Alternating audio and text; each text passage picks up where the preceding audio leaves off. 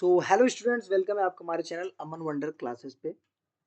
तो जैसे कि आप लोग देख रहे हैं, दो वीडियो मैंने क्लास जो 12th का एग्ज़ाम होने वाला है 19 मार्च को इकोनॉमिक्स का, वो दो वीडियो मैंने डाली है। पहली वीडियो मैंने डाली है इम्पोर्टेंट डेट्स पे जो कि इंडियन इकोनॉमिक्स पे बेस्ड है, एंड सेकंड मैंने डाली है जीडीपी।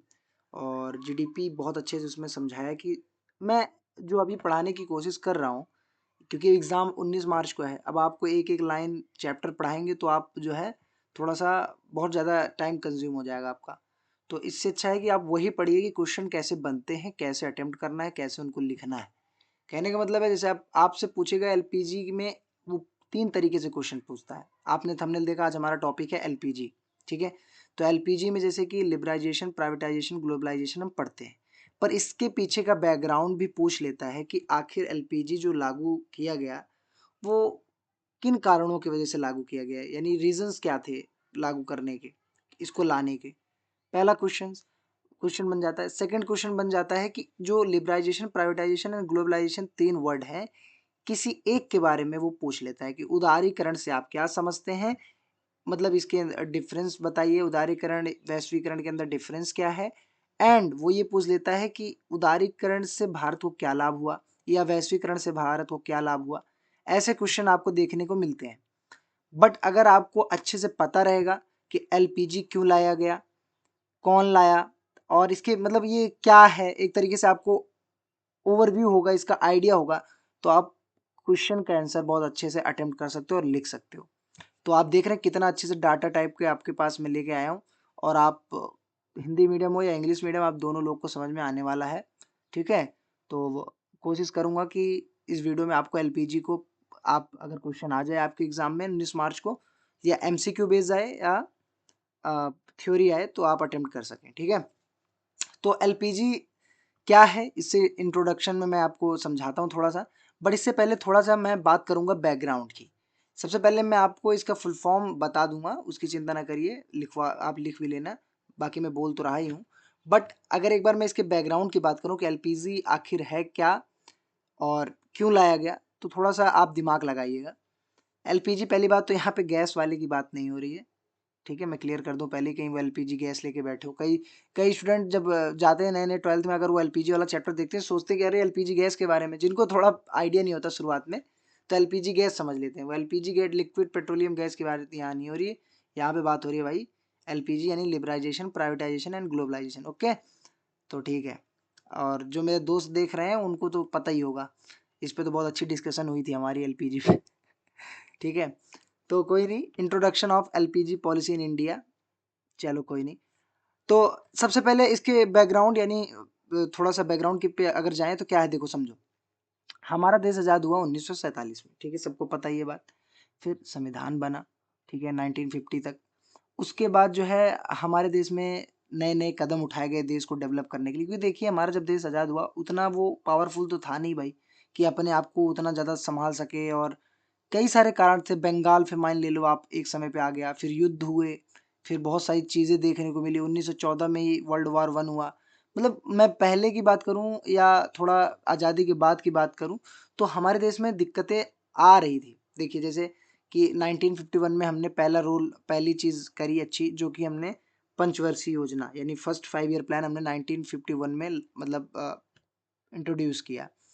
फिर 2 किया, फिर 3 किया। और जो 3 वाला किया, ठीक है, उसमें आप देखेंगे कि वहाँ पे एक मेजर ऐसे इवेंट हुए जिससे हमारे देश को बहुत बड़ा मतलब ड्रास्टिक चेंज आया, और एक कह सकते हैं बहुत बड़ा झटका भी आप कह सकते हैं लगा।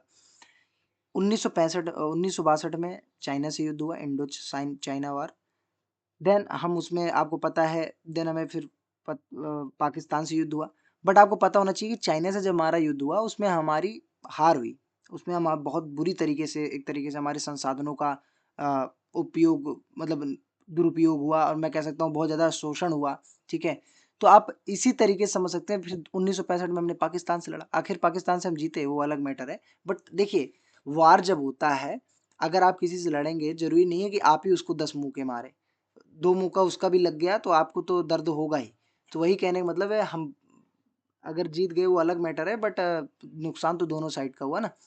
तो हमारा तो एक बार नुकसान चाइना ने किया, फिर पाकिस्तान ने किया, फिर और भी फेलियर्स हमने देखे, ठीक है, जैसे कि बंगाल फेमाइन, इन सब चीज़ों पर फिर हमने हरित क्रांति अपनाई 1970 तक। 1970 में हमने मिल्क रेवोल्यूशन किया, फिर 1960 में हमने ग्रीन रेवोल्यूशन लाए हम, ठीक है। तो ये जो चीज़ें हम ला रहे थे, जा रहे थे, जा रहे थे, ला रहे थे, देखिए डेवलपमेंट भी कर रहे हैं और हम दिक्कतों का सामना भी कर रहे हैं।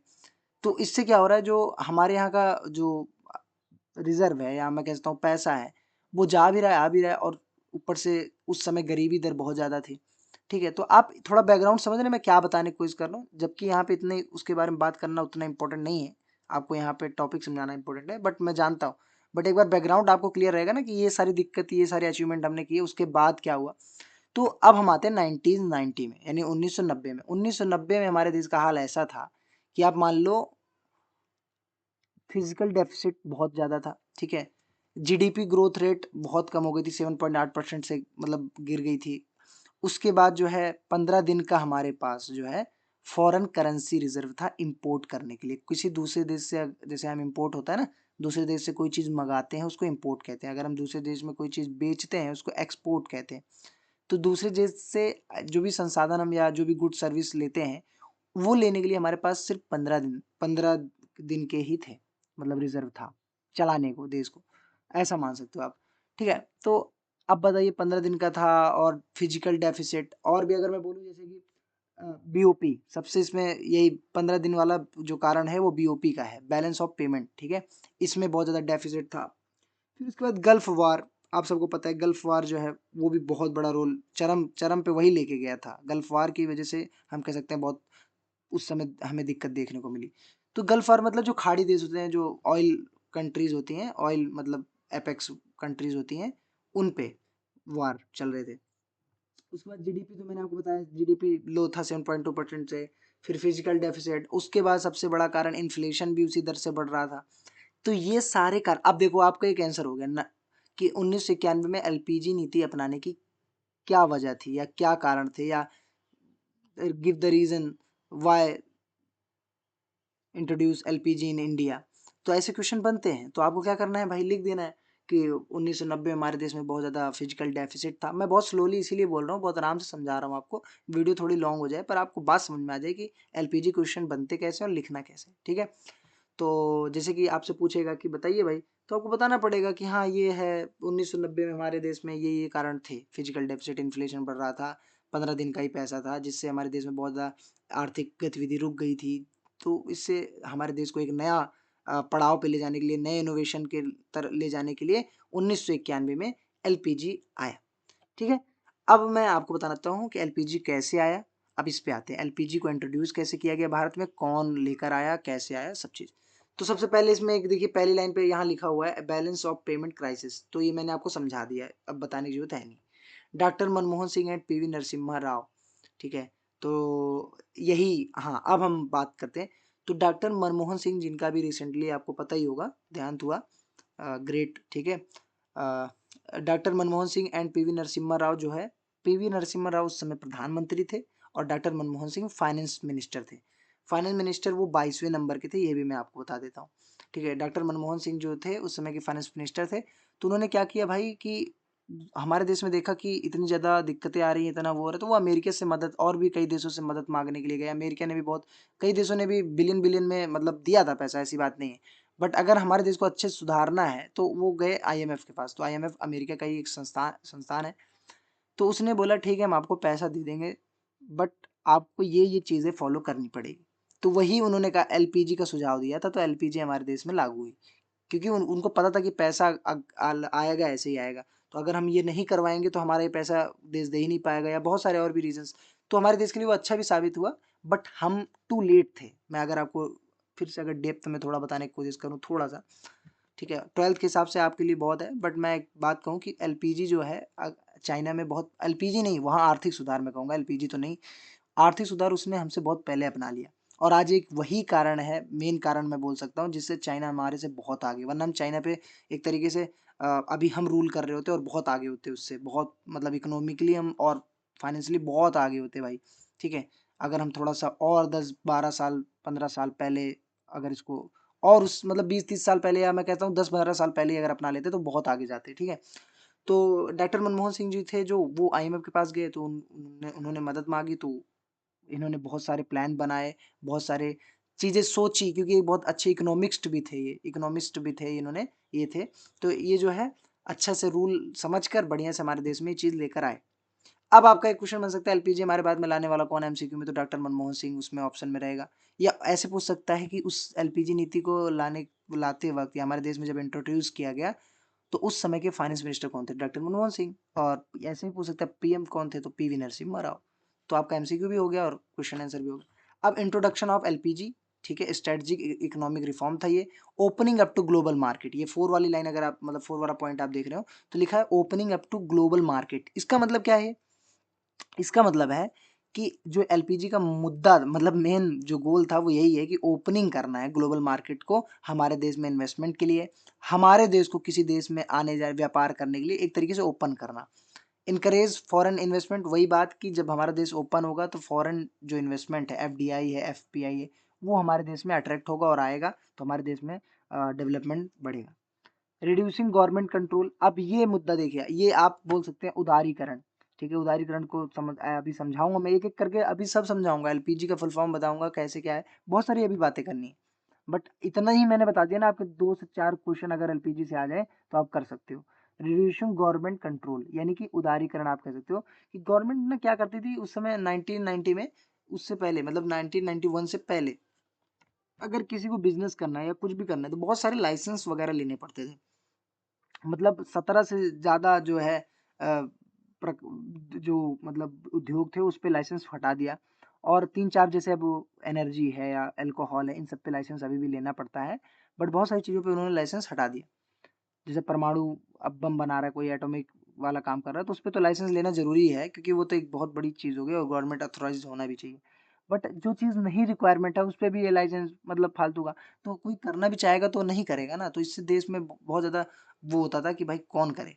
तो इससे थोड़ा-सा छूट दिया गया, रिड्यूस किया गवर्नमेंट ने अपने स्टेक को। जैसे किसी पब्लिक सेक्टर का कोई चीज़ उसमें 100% है तो उसको प्राइवेटाइज़ कर दिया कि भाई तुम ले लो पर अच्छे से चलाओ, ठीक है?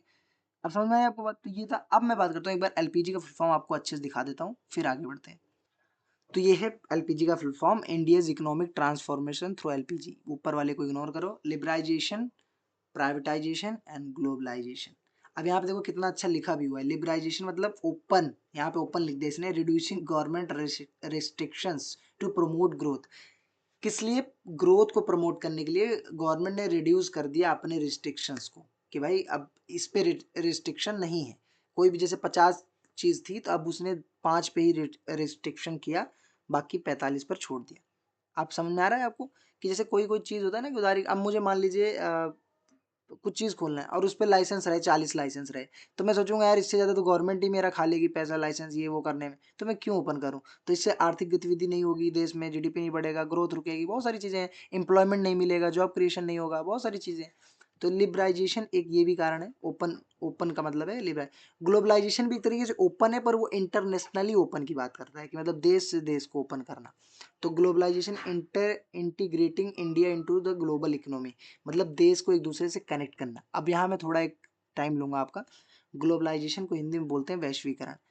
एक देश को दूसरे देश से जब अच्छे से व्यापार करने का बढ़िया से हो, कि भाई जैसे कई देशों से होता है ना कि बैन होता है कि हम इस देश से व्यापार नहीं करेंगे। पहले हमारे देश में ऐसा था कि ज़्यादा किसी देश से हम व्यापार करते ही नहीं थे, और अगर वो करना भी चाहे, हमारे देश में इन्वेस्टमेंट भी करना चाहे, तो उस पर रोक थी कि इससे ज़्यादा नहीं कर सकता। 30 से 35% ये जो भी था, मतलब इतना ही कुछ था कि आप इतना ही इन्वेस्टमेंट भारत में कर सकते हो। पर अब 100% है ना कि कर सकता है कोई एफडीआई। तो आपको समझ में आ रहा है? तो ये चीजें हैं ग्लोबलाइजेशन। और ग्लोबलाइजेशन से सिर्फ देश में वृद्धि एक तरीके से नहीं होती आर्थिक, कल्चरल, कल्चर भी तो एक दूसरे से ट्रांसफर होता है। अब मेरे मान लीजिए भारत कल्चर है, अब देखिए आप बहुत सारे लोग जो है अमेरिका में या रसिया में जो है वो सनातन धर्म को अपना रहे हैं, ठीक है, सनातन धर्मों को अपना रहे हैं। अब सनातन धर्म को अपना रहे हैं, राधे राधे कर रहे हैं, तो इससे क्या हुआ, कल्चर भी गया हमारे देश का। और भी बहुत सारी चीज़ें होती हैं, मतलब संवाद, अफवाह कह रहा हूँ, संवाद, संचार भी होता है, चीज़ें शेयर होती हैं, सर्विसेज शेयर होती हैं, एक्सपीरियंस शेयर होते हैं, बहुत सारी चीज़ें मतलब बढ़ जाती हैं। तो ये कोई नई बात नहीं है ग्लोबलाइजेशन। आज आज से बहुत साल पहले अगर हम देखें तो जब सिल्क रूट हुआ करता था उस समय भी ग्लोबलाइजेशन था। बट जो 20 बोलते हैं ना 20वीं सेंचुरी से हमारे देश में ये मॉडर्न ग्लोबलाइजेशन को अपनाया गया, ठीक है। फिर प्राइवेटाइजेशन क्या है, आप ध्यान से सुनना। प्राइवेटाइजेशन का मतलब है कि पहले जो है गवर्नमेंट क्या करती थी कि किसी भी चीज़ को ना अपना ही मान के रखती थी कि भाई ज़्यादातर गवर्नमेंट हॉस्पिटल गवर्नमेंट के, ये गवर्नमेंट का, ये गवर्नमेंट का। कोई भी चीज़ ऐसी नहीं थी जिसपे मतलब बहुत कम ही चीज़ ऐसी थी जिसपे गवर्नमेंट अपना हाथ ना लगाए। बट जब उसको रियलाइज़ हुआ, जब उसको सुझाव मिला आईएमएफ के द्वारा कि भैया प्राइवेटाइजेशन करोगे तो उसको कोई प्राइवेट चलाएगा, तो वो अपने पैसे लगाएगा, वो ज़्यादा पैसे चार्ज करेगा, क्योंकि गवर्नमेंट करती है तो कम पैसा लेती है। आपने देखा हो, अभी आप गवर्नमेंट किसी हॉस्पिटल में जाओगे तो वहाँ पे पैसे कम लगेंगे आपके, या लगेंगे ही नहीं, आपका इलाज हो जाएगा, दवा मिल जाएगी, चीज़ है। पर आपको भीड़ में खड़ा होना पड़ेगा, कई असुविधाओं को भी देखना पड़ेगा। पर प्राइवेट में आप जाते हो, पैसा दो बस, काम हो गया आपका। चाहे वो आपको ज़बरदस्ती 4 दिन और लेटाए रखेगा कि भाई पैसे बने रहें, ठीक ठीक है, तो ये अलग मैटर है। तो प्राइवेटाइजेशन जो है एक तरीके से स्कूल में भी ज़रूरी है, क्योंकि देखो जब प्राइवेटाइजेशन होगा तो क्वालिटी भी बढ़ेगी। क्योंकि आप देखिए प्राइवेट स्कूल को ज़्यादा क्वालिटी वाला क्यों कहा जाता है, क्योंकि भाई वो जो है पैसा लेते हैं तो क्वालिटी भी प्रोवाइड करते हैं। बट ऐसा नहीं है कि गवर्नमेंट स्कूल जो है वो एकदम रद्दी हैं। मेरा कहने का तात्पर्य यही है कि गवर्नमेंट स्कूल में वो जो टीचर्स होते हैं हो सकता है उनसे ज़्यादा पढ़े लिखे हों, क्योंकि वो बीएड पता नहीं क्या-क्या करके जाते हैं तब बनते हैं। और वो जो प्राइवेट में वो तो पता नहीं 12वीं एमए किया हुआ है, उसको लेके गए पढ़ा मतलब पढ़ा दे भाई। एक्सपीरियंस उतना हो या ना हो, या उतना उतने एग्ज़ाम निकाला हो या ना निकाला हो, बट उसको मतलब 8-10 हज़ार 12,000 50 जो भी है, अगर बड़ा स्कूल है प्राइवेट बहुत बड़ा तो 50 से 40 हज़ार रहेगा, वरना 16-17 हज़ार में ही करते हैं, ठीक है। तो कहने का मतलब आप समझ रहे हो कि प्राइवेटाइजेशन बहुत लाभ है। अब रेलवे, अभी कई बार देखिए मोदी जी के ऊपर एलिगेशंस लगते हैं कि बहुत ज़्यादा चीज़ें प्राइवेट करते जा रहे हैं, पूंजीवाद की तरफ लेके जा रहे हैं। अरे भाई वो सही है, एक लिमिट तक सही है, और लिमिट के मतलब मैं लिमिट ये कह रहा हूँ कि अगर 100% पूरा प्राइवेट कर देंगे तो वो पूंजीवाद हो जाएगा पूरी तरीके से, तो वो करना ज़रूरी नहीं है। बट हाँ, इतना है कि भाई प्राइवेट करने में कोई हानि नहीं होती, उससे देश का एक तरीके से एम्प्लॉयमेंट बढ़ता है, जॉब क्रिएशन होते हैं और भी कई सारे डेवलपमेंट होते हैं, ठीक है? जहाँ तक मैं समझ पा रहा हूँ। ओके, अब नेक्स्ट स्टेप पे चलते हैं कि क्या है